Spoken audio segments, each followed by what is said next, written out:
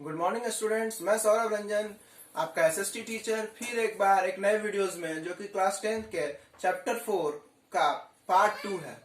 बच्चों, इससे पहले हमने पार्ट 1 की बात की थी। इस चैप्टर का नाम है द एज ऑफ इंडस्ट्रियलाइजेशन और आप सबसे एक रिक्वेस्ट है कि आप जो है इस चैप्टर को पढ़ रहे हैं पढ़ें, लेकिन ये बोर्ड एग्जामिनेशन में बहुत नहीं आएगा, इससे बिल्कुल सवाल नहीं आएंगे। तो आप जो है चैप्टर 1 और 3 को ही ज्यादा इंपॉर्टेंस दें। हालांकि प्रोजेक्ट वर्क में ये भी चैप्टर शामिल है। अब आप लोग जो है इस चैप्टर में बहुत सारी बातें जो है एज ए इंट्रोडक्शन सुन चुके हैं। अब जो हम सुनने जा रहे हैं वो है हमारा रियल स्टडी, जो इस चैप्टर को आगे लेके जाएगा। उसके लिए मैंने आपको पीडीएफ बना दिया है, आप स्कूल से पीडीएफ मांग लें। हालांकि आप खुद से भी इसकी पीडीएफ बना सकते हैं या आप खुद से भी इसके नोट्स बना सकते हैं। अब बच्चे शुरू करते हैं। इस चैप्टर का जो स्टार्टिंग है, बेस है, वो है प्रो इंडस्ट्रियलाइजेशन। कि भाई ये प्रो इंडस्ट्रियलाइजेशन क्या होता है। तो इंडस्ट्री के आने से पहले का जो टाइम था, before coming industry in the existence, दुनिया में जो है उससे पहले भी काम हो रहे थे और उसी काम को, उसी समय के जो वर्क है, उसी वर्क को हम प्रो इंडस्ट्रियलाइजेशन में काउंट करते हैं।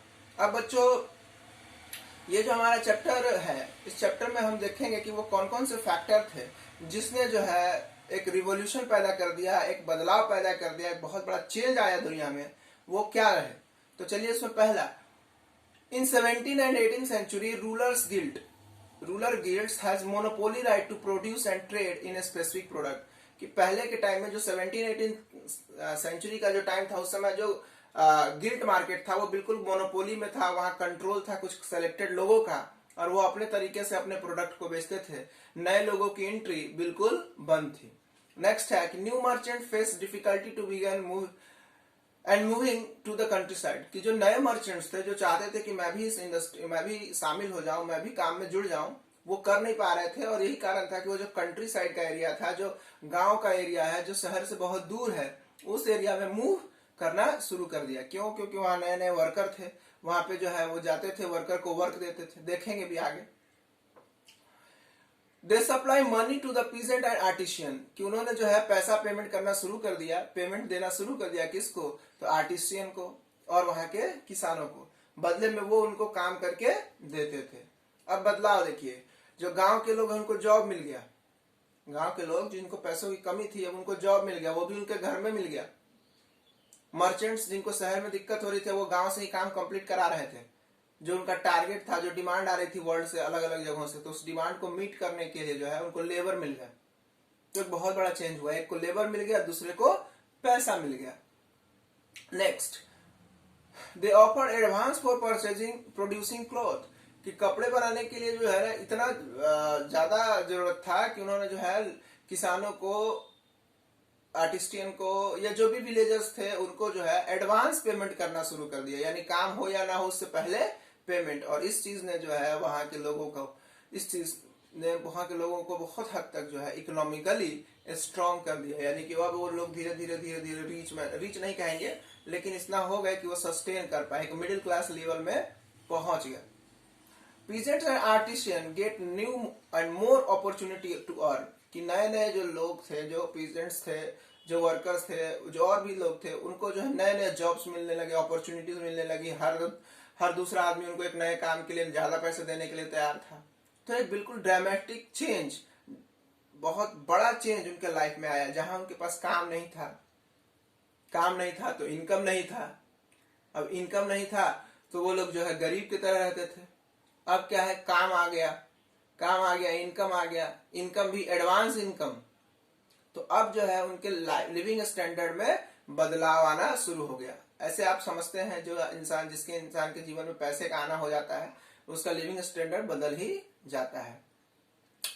This system create a close relation between both. कि ये जो सिस्टम बना, जिसमें जो है दोनों के बीच में एक रिलेशन हो गया। यहाँ पे दोनों कौन है? तो दोनों का मतलब एक मर्चेंट और दूसरा किसान। मर्चेंट और किसान दोनों के बीच में क्लोज रिलेशन बन गया। अब जो है एक दूसरे के लिए वो दोनों काम कर रहे थे। एक ने मनी देना शुरू कर दिया, दूसरे ने काम करके देना शुरू कर दिया। अब as industrial production at that time was not based on factory, it came to be known as proto industrialization. यही लाइन आपको बोर्ड में पूछा जाता है कहता है कि as industrial production at the time was not based on factories, कि इस समय तक जो प्रोडक्शन हो रहा था वो प्रोडक्शन तो था लेकिन वो इंडस्ट्री पे बेस नहीं था, और यही कारण है कि इसको प्रो इंडस्ट्रियलाइजेशन कहा जाता है। ये जितनी भी घटनाएं घटी हैं, जितनी भी घटनाएं हुई हैं, इन सभी घटनाओं को जो है एक साथ प्रो इंडस्ट्रियलाइजेशन पीरियड कहा जाता है। क्यों? क्योंकि अभी तक किसी भी फैक्ट्री का या किसी भी इंडस्ट्री का अभी तक कोई भी बेस नहीं है, कोई फैक्ट्रीज नहीं हुए हैं।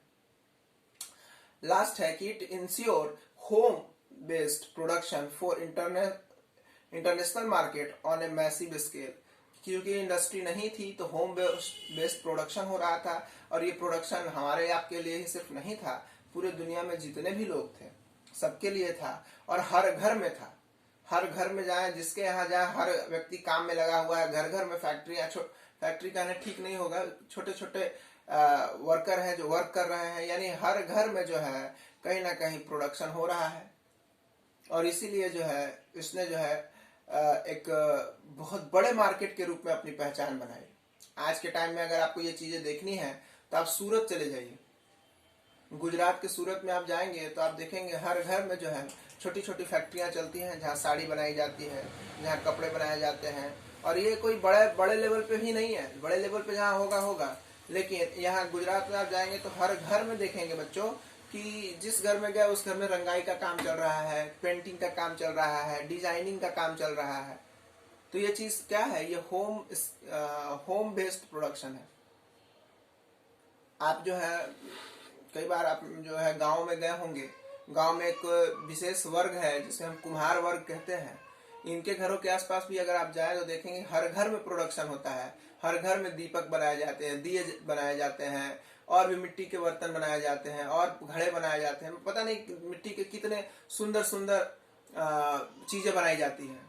तो ये जो खास 10 लोग का 20 लोग का घर होता है, जो सभी के सभी लोग इसी काम में लगे हुए हैं, तो इसको देख के आपको लग जाएगा कि ये तो होम बेस्ड प्रोडक्शन है, घर का प्रोडक्शन है। तो कुछ ऐसा ही सिनेरियो उस टाइम में बना था। अब इस टॉपिक को जानने के बाद, चूंकि अब तो ये बोर्ड में आ नहीं रहा है, नहीं तो अगर आता तो ये बहुत बड़ा टॉपिक था अपने आप में।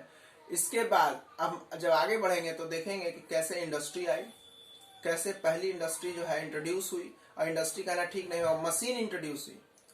मशीन इंट्रोड्यूस हुई, इस मशीन के आ जाने से बहुत हद तक बदलाव हुए। जो प्रोडक्शन का लेवल कम था, धीरे धीरे चल रहा था, ये प्रोडक्शन जो है अब बहुत तेज हो गया, बहुत बल्क में होने लगा।